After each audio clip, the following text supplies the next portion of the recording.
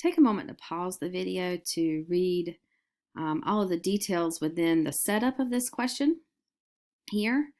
And after that, you'll see that what we're doing is we're going to use some type of graphing utility, and I'm going to show you with Desmos, to build a logarithmic model for this data, where the number of dairy farms is the independent variable. So here's our X, or independent variable, and the amount of milk produced is going to be the dependent, or Y, variable.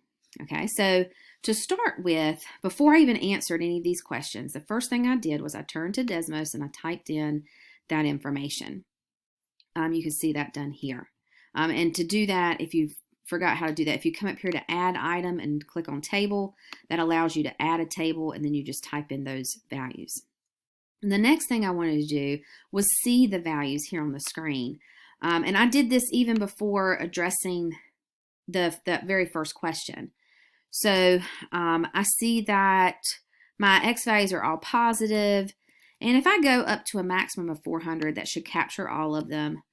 My Y values are all positive, and if I go up to a value of 200, that should capture all of them. And I now see them here on my screen.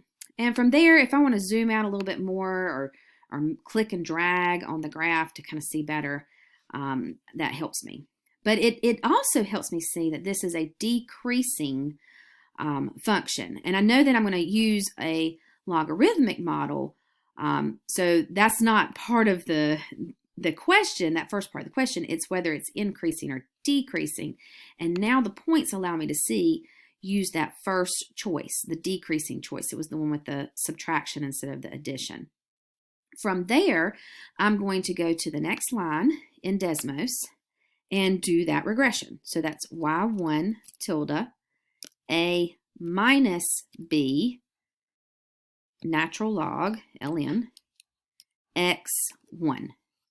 One other thing, if you remember this from a previous video, you must click log mode. That may change some of the values slightly, so make sure you do that here in Desmos.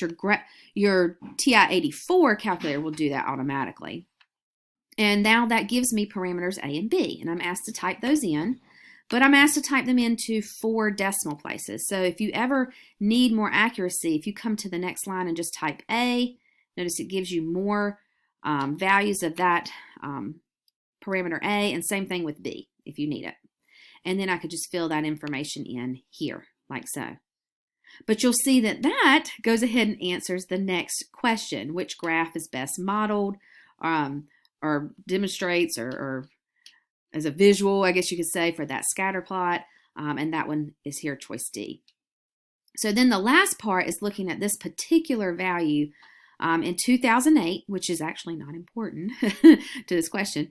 There were 66,000 dairy farms in the country. Use the function to predict the amount of milk produced in that year.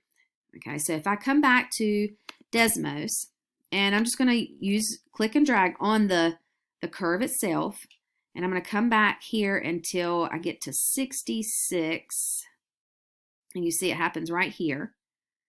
66. You see where that point is on the graph, and I can then read off that Y value, 186, rounded to the nearest whole number. So 186 billion pounds. Then I'm told that the actual value in that year was 192.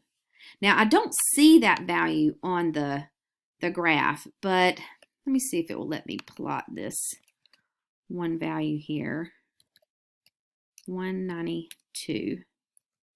Okay, and we see where that point falls here, and I'll even zoom in a little bit so we can see a little bit better.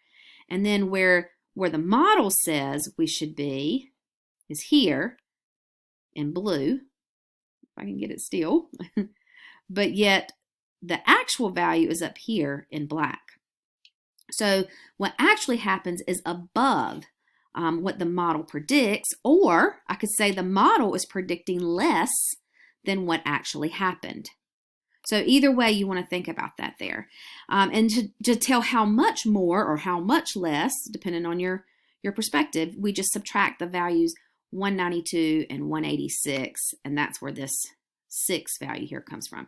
So the prediction, the model on the curve, was less than what actually happened by 6 billion pounds.